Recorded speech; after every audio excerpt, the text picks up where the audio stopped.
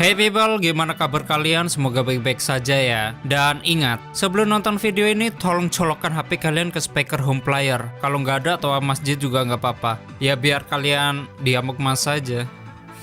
Dan salah satu film permintaan kalian yang berjudul Cold Fish. Sedikit referensi bahwa film ini akan menceritakan hal-hal yang berbau-bau dengan kesadisan, perkentuan duniawi dan tentunya bisnis gelap. Seperti pada umumnya, kebanyakan film-film yang berbau Jepang dengan genre gore seperti ini akan terlihat absurd.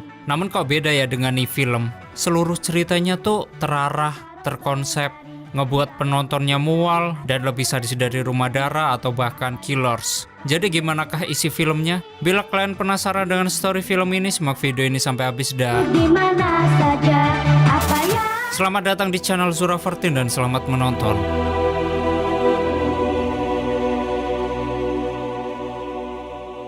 Story diawali di Saikicho, kota Fujimu, Shizuoka, Jepang. Ada sebuah keluarga kecil yaitu Taiko, Shiamoto, dan satu ekor anak yang bernama Mitsuko, yang dimana mereka tengah makan malam bersama. Di sini Mitsuko mendapat telepon dari seorang temannya yang mengajaknya pergi. Melihat hal itu, Shiamoto hanya terdiam saja saat Mitsuko pergi tanpa berpamitan dengannya. Di sini pekerjaan Shiamoto adalah penjual ikan tropis, dan dia mempunyai toko yang cukup besar. Setelah selesai makan, Shiamoto dan Taiko melihat serial Pintu Taubat di Indosiar karena Shiamoto gabut. Awalnya Shiamoto mengajak Taiko kentuk, namun Taiko menolaknya karena titik Shiamoto kecil dan bau. Lalu Taiko pergi meninggalkan Shiamoto untuk ngudut. Waktu Taiko ngudut di luar toko sambil mendengarkan suara rintikan hujan, Kambe ngopi juga lah, ben waras. Tak berselang lama Shiamoto mendapat telepon bahwa Mitsuko mengalami masalah. Lalu Shiamoto mencari Taiko untuk memberitahunya. Shiamoto yang melihat Taiko tengah merokok, dia hanya terdiam saja. Lalu memanggilnya dan di saat yang bersamaan, Taiko membuang rokoknya. Sebenarnya Shiamoto sudah mengetahuinya bahwa Taiko merokok secara diam-diam. Namun Shiamoto berpura-pura tidak tahu.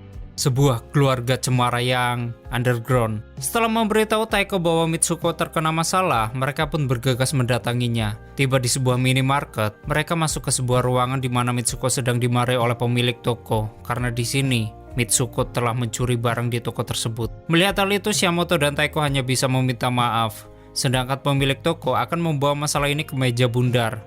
Paling mau diajak main leng. Tak berselang lama ada seorang yang bernama Murata. Di sini Murata membantu Shiamoto untuk membujuk pemilik toko untuk tidak melaporkan Mitsuko. Murata membujuknya dengan seekor ikan yang dia miliki, yang ternyata Murata juga memiliki sebuah toko ikan, bahkan lebih besar dari toko Shiamoto. Intinya, di sini Mitsuko tidak jadi dilaporkan karena pertolongan Murata. Shiamoto dan Taiko berterima kasih kepada Murata karena sudah membantunya. Lalu Murata mengajak Shiamoto, Taiko, dan Mitsuko untuk mendatangi toko ikannya. Murata memiliki toko ikan yang bernama Amazon Gold. Tiba di toko, Shiamoto, Taiko, dan Mitsuko sangat senang sekali karena koleksi ikannya yang begitu banyak dan tentunya langka. Ketika Shiamoto melihat ikan lain, tiba-tiba Shiamoto didatangi oleh seorang perempuan bertetek cukup besar yang ternyata dia adalah istrinya Murata yang bernama Aiko. Kemudian Murata memperkenalkan Shiamoto, Taiko, dan Mitsuko kepada Aiko. Di sela-sela Murata menghibur Taiko dan Mitsuko, Shiamoto teringat ketika Mitsuko tidak menyukai Taiko karena sifatnya yang berbeda dengan almarhum ibunya. Terlihat Mitsuko sering menyiksa ibu tirinya hanya karena Taiko suka merokok. Lalu Murata mempunyai ide, bagaimana bila Mitsuko bekerja di tokonya?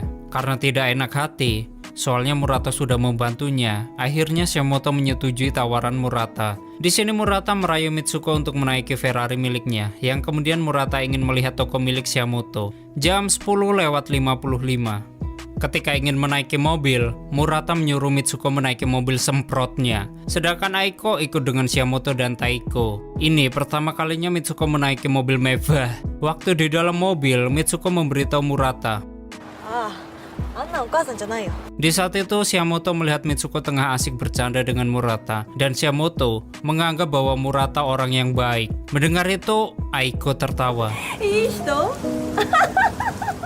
Jam 11:22 mereka semua tiba di toko Shiamoto.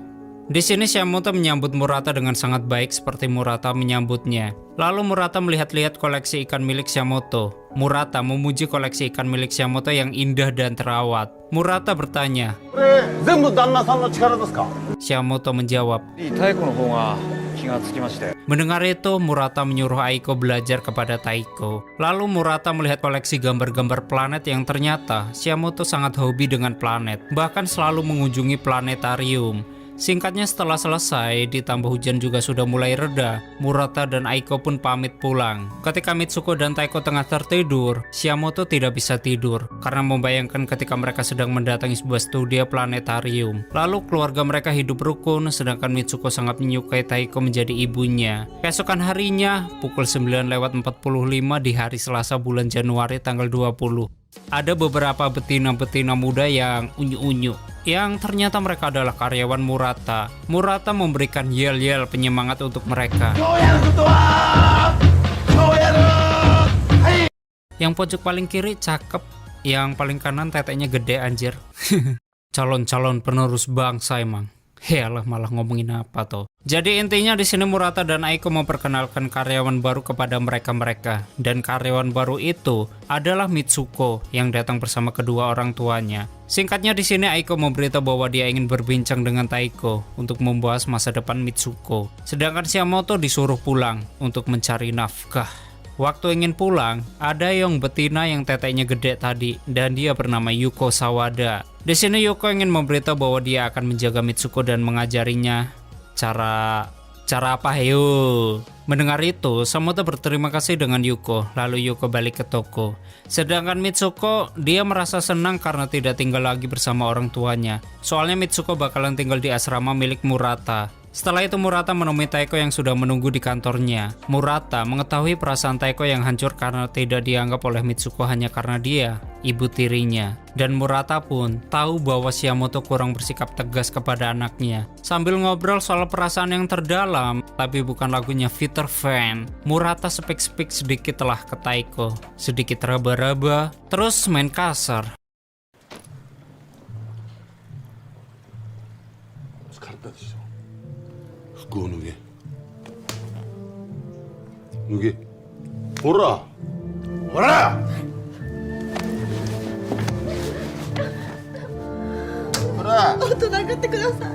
Soalnya katanya tuh cewek hypersex suka dikasarin gitu.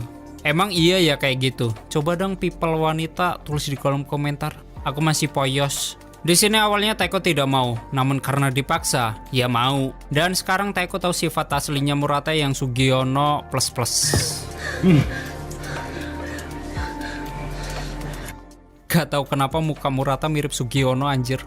Heran. Singkatnya setelah ngewe, Murata mengantarkan Taiko pulang ke rumahnya. Sebelum turun dari mobil, Murata sempat mencium lalu memegangi mekai Taiko. Yang kemudian Taiko berterima kasih dengan Murata lalu menemui Shiamoto. Waktu di dalam toko, Taiko memberitahu bahwa Murata menawarkan bisnis yang cukup besar. Akan tetapi, Shiamoto gak mau. Mendengar hal tersebut, Taiko memarahi Shiamoto karena Shiamoto menolak bisnis Murata. Shiamoto menolaknya karena dia baru kenal dengan Murata. Namun Taiko tetap berusaha membujuk Shiamoto agar mau bekerja sama dengan Murata. Taiko membujuk Shiamoto dengan menciumnya dan kalau tetap menolaknya, nanti malam gak dikasih jatah, harus tidur sama ikannya Arapima. Mampus. Mendengar hal tersebut, akhirnya Shiamoto menyetujuinya. Pukul 2:50 hari Rabu bulan Januari tanggal 21, Shiamoto mendatangi toko Murata untuk melihat keadaan Mitsuko plus bisnisnya. Lalu Shiamoto bertemu dengan Murata beserta konsultan Murata yang bernama Tsutsui dan rekan bisnis Murata yang bernama Yoshida. Setelah itu, Murata memperlihatkan kedua arwananya yang masing-masing. Harganya adalah 10 juta yen. Kalau dirupiahin sekitar 1,3 miliaran gitu deh. Murata menjelaskan bila kita berhasil memijahnya, kita akan menghasilkan berjuta-juta yen. Namun hal itu membutuhkan uang yang cukup banyak. Oleh karena itu Murata membutuhkan investor. Setelah di ruangan Murata kembali menjelaskan tentang bisnisnya. Awalnya Yoshida menolak untuk invest ke Murata. Namun Murata terus membujuknya dan meyakinkan Yoshida untuk menerima tawaran investasi ikan yang cukup besar. Akan tetapi, Yoshida tidak mau bekerja sama dengan Murata karena takut ditipu oleh Murata. Tesui mencoba membantu Murata menjelaskan investnya agar Yoshida mau menerimanya. Yoshida menjelaskan bahwa investnya terlalu besar untuk seekor ikan cupang. Mendengar hal itu, Murata marah-marah bahwa ikan cupangnya paling terbaik di negara Jepang. Bahkan Murata juga mempunyai ikan yang lebih baik, mahal, dan mewah dan sulit dirawat, yaitu citol atau gabus deh. Gepi-gepi juga boleh. Sili atau bahkan sepat lonte juga ada. Mendengar sepat lonte, akhirnya Yoshida pun tertarik sehingga Yoshida menerima tawaran Murata. Sedangkan Shiamoto, dia mengajak Murata keluar untuk berunding. Awalnya Shiamoto menolaknya karena Shiamoto belum mengerti tentang investnya. Bahkan Shiamoto tidak mempunyai uang sebanyak itu. Murata menjelaskan bahwa Shiamoto tidak perlu menyetorkan uang sepeser pun. Karena ini bisnis Murata dan Yoshida. Murata membutuhkan Shiamoto karena Murata ingin Shiamoto merawat ikannya. Lalu Murata mengajak masuk kembali. Murata menjelaskan bahwa Shiamoto jangan khawatir dan jangan memikirkan tentang uang. Di dalam, Yoshida sudah menandatangani kontraknya dan Yoshida berterima kasih ke Shiamoto karena merasa aman kalau ada Shiamoto. Tak berselang lama Aiko datang membawakan beberapa minuman. Waktu meminum itu, Yoshida merasa minuman itu enak. Lalu Yoshida meminum cukup banyak dan tiba-tiba Yoshida merasa sesak nafas. Sedangkan Murata, dia marah-marah gak jelas sambil ngomongin soal kehidupan dan kematian gitu.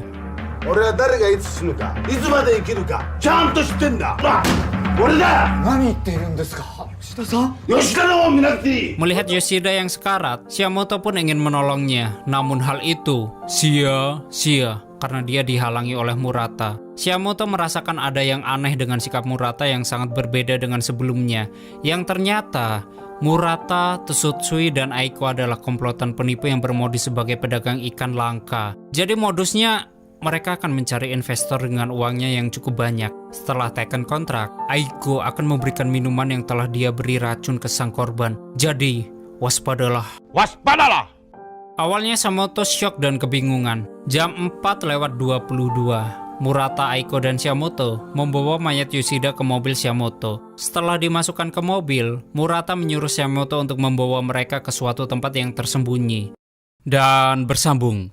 Lanjutan episode 1 film Cold Fish dan ini episode kedua akhir. Sedikit flashback bahwa kemarin Shiamoto bertemu dengan seorang manusia yang bernama Murata dan Aiko. Yang ternyata mereka berdua adalah psikopat yang sungguh jahat, arogan, dan penuh birahi. Hingga suatu saat mereka membunuh rekan bisnis mereka dan bagaimanakah kelanjutannya? Ingat siapa yang setup lu sama Iwake yang berdiri bareng lu. Jadi kemarin mereka membawa jasad Yoshida ke salah satu kelenteng atau wihara gitu. Pokoknya di tengah-tengah hutan deh. Di dalam kelenteng tersebut, Murata dan Aiko mulai BTT isi tubuh Yoshida, lalu memotong-motongnya menjadi dadu. Jadi tinggal disate aja. Barangkali ada yang mau kalian, wahai people. Sedangkan Shiamoto yang masih ketakutan, dia menunggu di luar.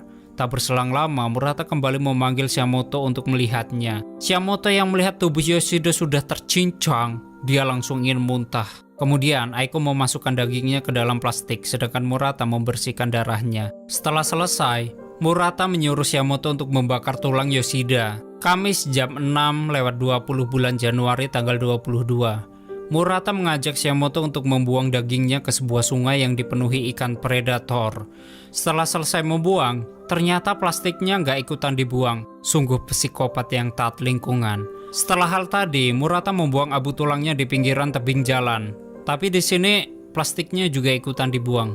Aneh sekali. Murata mengancam bila Shiamoto membeberkan masalah ini, Murata akan melukai Mitsuko. Lalu Murata menyuruh Shiamoto pulang. Pukul 7:53 pagi di hari Kamis bulan Januari tanggal 22. Shiamoto pergi ke minimarket untuk membeli minuman dan berharap dia dapat melupakan kejadian tadi. Karena terlalu banyak minum, Shiamoto pun sampai mabuk. Tiba di rumah, Shiamoto masuk ke kamar mandi dan ngajak untuk Taiko. Tapi belum apa-apa, tiba-tiba Shiamoto meminta maaf kepada Taiko karena selalu mengangkangnya selama ini. Pukul 2:15 di hari Kamis bulan Januari tanggal 29. Shiamoto kembali mendatangi toko Murata untuk bertemu dengan Mitsuko. Ketika ingin menemui Mitsuko, tiba-tiba Aiko menghampiri Shiamoto untuk mengajaknya bertemu dengan Murata. Waktu di dalam ruangan, terdapat Murata, Aiko, Tsutsui, dan sopir Tsutsui yang bernama Okobu. Shiamoto berkata, あいつの将来のことをじっくり考えてみたんです。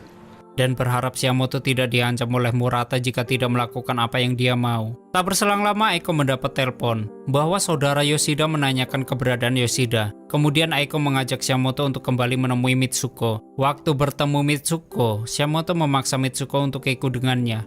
Namun hal itu sia-sia. Mitsuko menolaknya karena dia lebih nyaman di tempat ini, yang kemudian dia pergi dengan temannya. Aiko memberitahu ke Shiamoto bahwa besok saudara Yoshida akan menemui mereka. Kemudian, Murata, Aiko, dan Tetsutsui, mereka mencari alasan untuk mengelabui saudara Yoshida. Mereka menyuruh Shiamoto untuk berkata kepada saudara Yoshida bahwa bisnis Murata dengan Yoshida gagal. Shiamoto berkali-kali menghafalkan narasi yang diberikan oleh Murata dan Aiko agar besok dia tidak gugup saat bertemu dengan saudara Yoshida. Waktu ingin pulang, Shiamoto bertemu dengan Tetsui dan Tetsui akan mengantarkan Shiamoto pulang. Namun ada yang aneh, ternyata Aiko selingkuh dengan Tetsui. Abis itu, judulnya berubah jadi Istriku Selingkuh dengan Rekan Kerjaku. Intinya di sini Tetsui dan Aiko berencana akan membunuh Murata dan mengambil alih semua aset milik Murata termasuk tabungan milik Aiko. Melihat Shiamoto seperti mengacuhkannya, Tetsui langsung melempar Shiamoto keluar mobil dan menjelaskannya dengan kasar. Ditambah mengancamnya,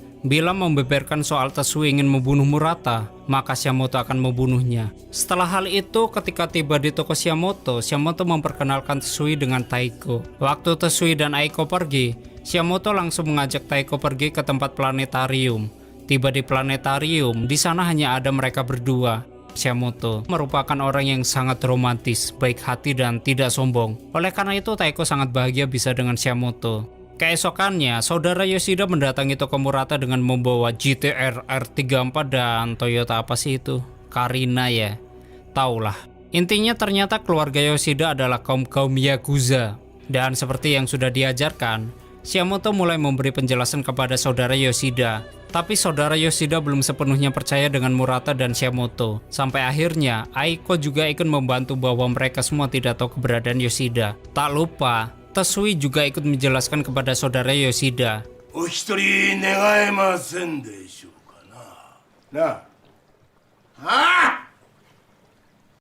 Sampai akhirnya saudara Yoshida mempercayai mereka dan pergi meninggalkan toko. Setelah selesai, Tetsui pulang bersama dengan Aiko. Waktu Shiamoto ingin pulang, Shiamoto melihat Tetsui dan Aiko sedang berciuman. Tak berselang lama datanglah seorang polisi yang ingin mencari tahu keberadaan Yoshida juga. Menurut polisi, Murata telah menghilangkan banyak orang ketika ingin berbisnis. Tapi Shiamoto berkata bahwa dia tidak tahu apa-apa soal hilangnya Yoshida. Sebelum pergi, polisi itu memberikan kartu nama jika Shiamoto membutuhkannya. Di sisi lain, Tetsui sedang ingin kentut dengan Aiko. Bahkan Tetsui juga menyuruh Okobu untuk melihat mereka berdua yang sedang kentut.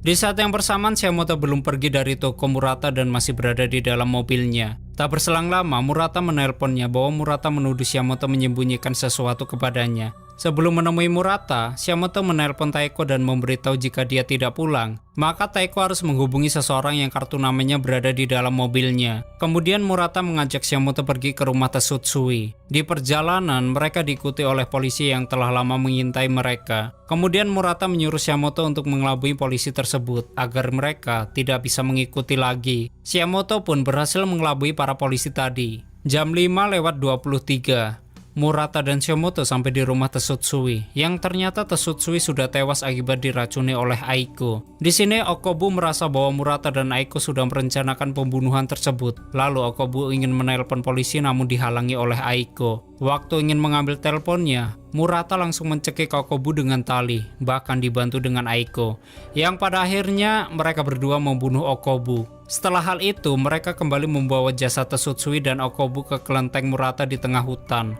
Dan seperti yang sebelum-sebelumnya, Murata dan Aiko akan beteti jasad Tetsutsui dan Okobu, sedangkan Shiamoto hanya menunggu perintah saja. Lalu Murata menyuruh Shiamoto membuatkan kopi untuk mereka berdua.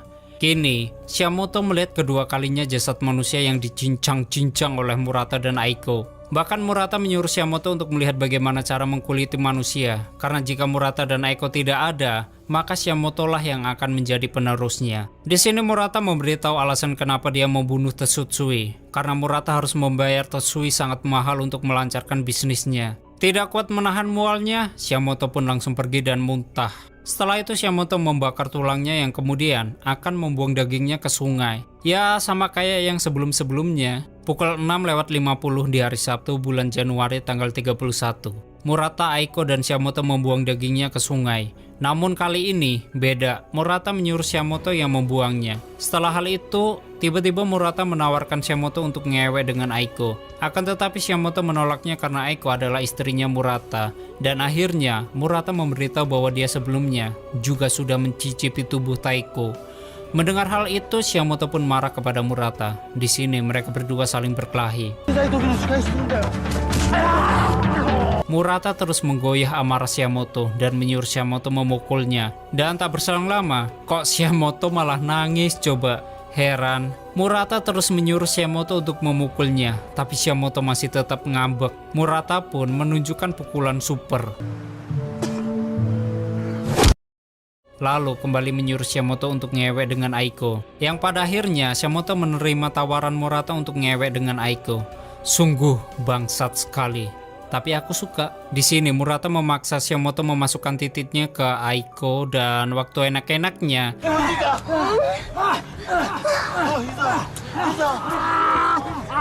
tiba-tiba Shiamoto menancapkan pulpen ke leher Aiko yang kemudian menyerang Murata dengan menusuk-nusuknya. Sedangkan Aiko hanya tertawa melihat darah yang berkucuran di lehernya dan juga di tubuh Murata. Di sini kita bisa lihat bahwa sebenarnya Aiko juga memiliki kelainan. Jika melihat darah maka dia akan merasa sangat senang. Dan sifat Shiamoto juga berubah 180 derajat lebih ganas dibandingkan dengan Murata.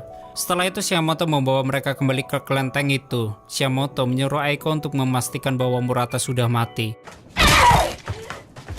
Dirasa sudah mati, Shiamoto menyuruh Aiko untuk mencincang jasad Murata. Dan kini, Aiko sekarang dikendalikan oleh Shiamoto dan akan mengikuti semua perintah Shiamoto. Karena Aiko merasa nyaman dengan majikannya yang baru. Kemudian, Shiamoto membersihkan dirinya dari darah, lalu membersihkan juga mobilnya dari darah yang berceceran. Setelah hal itu, Shiamoto mendatangi toko Murata untuk memaksa Mitsuko pulang. Pada tahun 2009, bulan Januari tanggal 31 jam 11:35, Shiamoto pulang bersama Mitsuko. Dan setelah tiba di rumah, Shiamoto langsung menyuruh Taiko untuk membuatkan makan. Namun di sini Shiamoto sudah berbeda sifatnya dengan yang sebelumnya, karena sekarang menjadi sangat arogan dan kasar. Ketika makan, Mitsuko kembali ditelepon oleh temannya yang mengajaknya pergi. Sebelum-sebelumnya, Shiamoto hanya diam melihat Mitsuko pergi. Tapi kali ini, Shiamoto bertindak tegas dengan menghajar Mitsuko dan juga temannya itu. Setelah itu, Shiamoto berkata kepada Taiko, Shiamoto pun marah besar kepada Taiko yang kemudian Shiamoto memaksa Taiko untuk ngewek.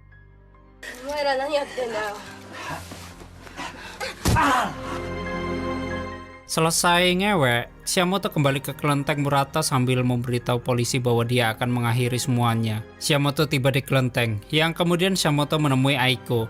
Aiko sangat senang melihat Shiamoto dan ingin menjilat titik Shiamoto. Namun Shiamoto malah ingin membunuh Aiko. Aiko sempat melawan dan memaksa Shiamoto untuk kentut dengannya, namun Shiamoto menolaknya. Aiko pun langsung marah dan ingin membunuh Shiamoto, namun ternyata Aiko sangat mencintai Shiamoto dan gak tega membunuhnya. Sedangkan Shiamoto dia malah menusuk Aiko hingga sekarat dan